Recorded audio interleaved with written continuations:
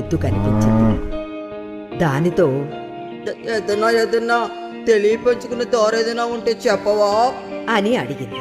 అవ్వో, బండి కట్టడం, గాడి ఎత్తడం, మెరక దున్నడం, నాకు చాలా పని ఉన్నది, నన్ను వదిలే అనేసి తన దారిన తాను వెళ్ళిపోయింది ఎద్దు.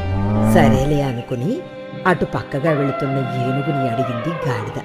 గజరాజా తెలివి పెంచుకునే దారేదైనా ఉంటే కాస్త చెప్పవా? నేను ఏనుగుల నాయకుణ్ణి. నా వాళ్ళంతా చెరువు ఎండి త్రాగడానికి నీరు లేక అలమటిస్తున్నారు. ముందుగా వారిని ఓ పెద్ద చెరువుని వెతికి వాళ్ళని అటుగా నడిపించాలి. ఇప్పుడు నాకు తీరిక లేదు, తర్వాత కలువు అనేసి వేగంగా వెళ్ళిపోతుంది గజరాజు.